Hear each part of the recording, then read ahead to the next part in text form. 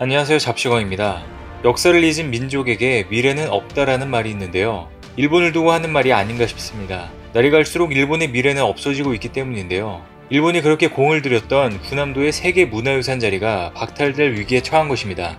지난 2주 전 유네스코가 일본이 군함도의 세계 문화유산 등재 당시 한국인 등의 강제노역 역사를 제대로 알리기로 한 약속을 지키지 않았다고 강한 유감을 표명했었는데요. 이제 공식적으로 세계유산위원회가 일본의 역사 왜곡에 대해 강한 유감을 표명하는 결의문을 만장일치로 채택한 것입니다.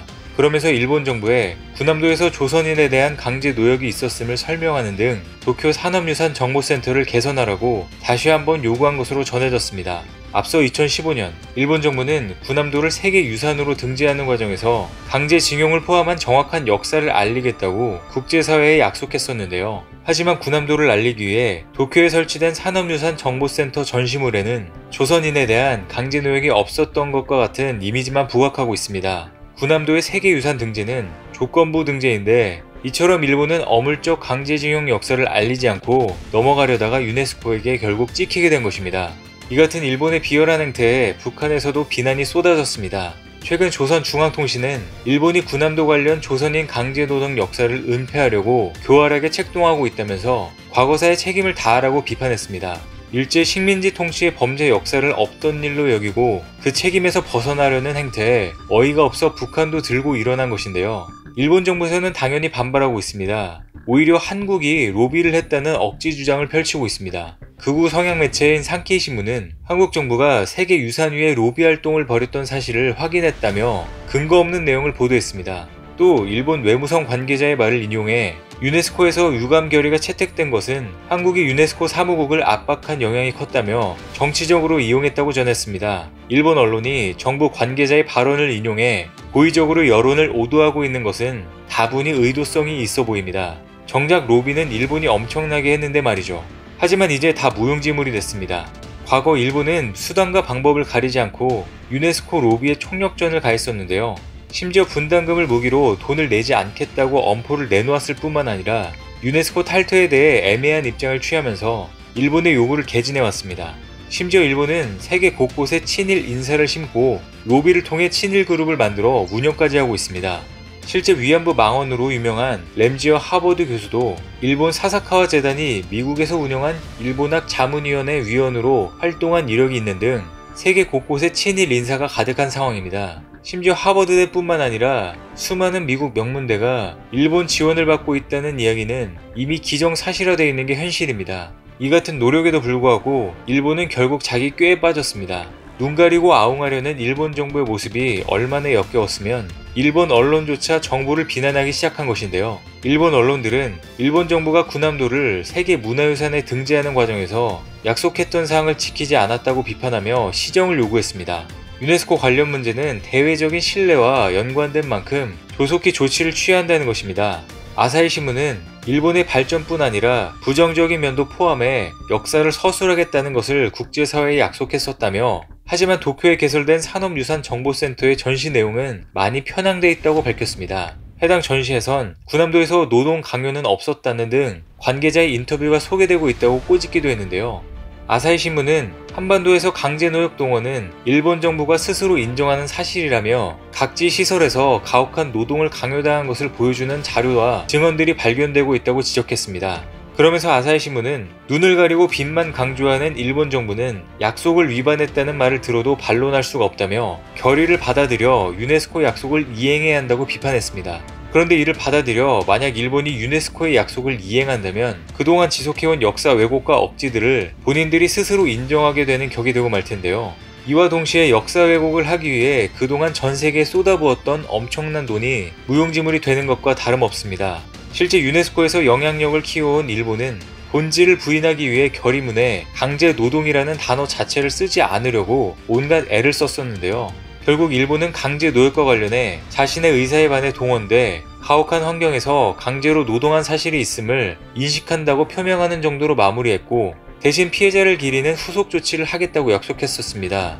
이런 상황을 종합해보면 일본은 유네스코 결의문에 대한 약속 이행을 하지 않을 것이 분명합니다. 차라리 군함도를 포기하고 다른 방식으로 역사 왜곡을 할지도 모릅니다. 결국 일본이 이렇게 나온다면 군함도는 세계 문화유산에서 박탈될 가능성이 매우 높습니다. 여기에 사이버 외교 사절단 반쿠도 힘을 보태며 군함도 역사 왜곡 유네스코 결정문을 전 세계에 알린다고 하는데요.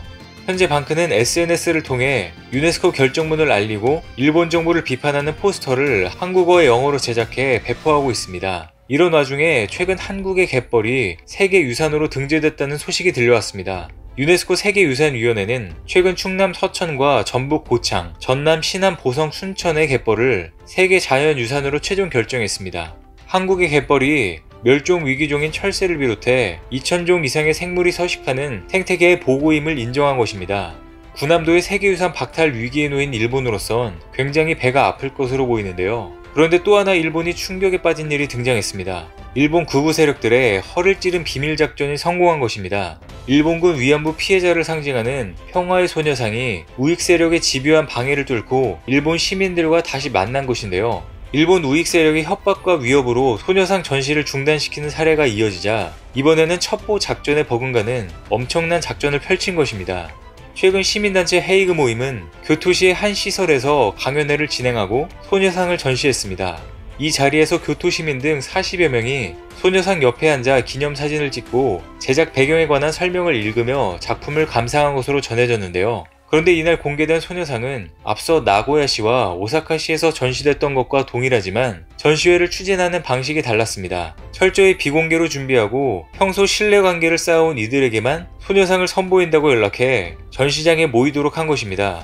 일본의 소녀상을 전시하면 우익 세력이 소란을 일으키고 경찰이 출동하는 것이 일상이 됐는데 이날 행사에서는 확성기, 우길기와 경찰이 보이지 않고 차분하게 진행됐습니다. 소녀상을 용납하지 않겠다고 벼르던 우익 세력이 결국 뒤통수를 맞은 것입니다. 이렇게 성공적으로 평화의 소녀상의 전시회를 마치게 되면서 이 기세를 몰아 일본군 위안부 기록물에 유네스코 세계 기록 유산 등재까지 노려볼 수 있게 됐는데요. 국내외적으로 많은 사람들이 일본군 위안부 기록물을 세계 기록 유산으로 등재하는 움직임에 힘을 보태기로 하면서 본격적인 활동이 개시됐습니다. 이에 따라 일본의 시간 끌기로 4년째 답보 상태인 위안부 기록물의 세계유산 등재 논의가 재개될 가능성도 높아졌는데요. 반면 일본은 유네스코 세계문화유산 등재 문제뿐만 아니라 각종 악재가 터지고 있습니다. 도쿄올림픽을 통해 일본의 실태가 전 세계에 생중계되면서 최근 많은 미국 언론들이 일본의 부정적인 내용을 보도하고 있기 때문입니다. 그런데 최근 메가더 장군이 일본의 실체를 미리 알고 대처했었다는 기록이 발견됐는데요. 아사히 신문에 따르면 태평양 전쟁 BC급 전범 사형수 시신 처리와 관련한 미군의 지시 내용이 담긴 문서가 공개됐습니다. 해당 문서에는 처형한 전범 시신은 화장한 뒤 유골을 바다에 버리고 매장한 전범 시신은 빨리 수습해 같은 방식으로 처리하라는 내용이 담겨 있는 것으로 알려졌는데요. 이 문서는 지난 1948년 연합군 총사령부와 미 극동군 최고사령관을 겸하고 있던 메가더 원수의 명령에 따라 미 육군과 필리핀 주둔 미군에 전달됐습니다. 해당 문서가 만들어진 시점은 일본 요코하마와 필리핀 마닐라에서 전쟁 범죄를 저지른 BC급 전범에 대한 재판이 한창 진행 중이었는데요. 당시 메가더 원수는 향후 일본이 전범들을 신격화할 가능성이 있다고 판단하고 이 같은 조치를 미리 내렸습니다. 미국이 전쟁 미화에 전범 유골이 사용되지 않도록 하는 것에 얼마나 신경 썼는지 엿볼 수 있는 대목입니다.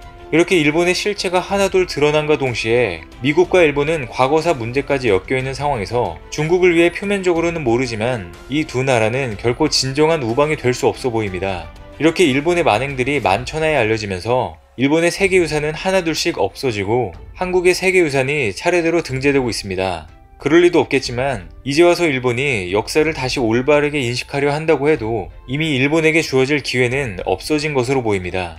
오늘 준비한 소식은 여기까지입니다. 댓글을 통한 여러분들의 많은 의견 기다리겠습니다. 많은 분들의 생각이 모였을 때 진정 가치 있는 지식이 완성될 것입니다. 시청해주셔서 감사합니다.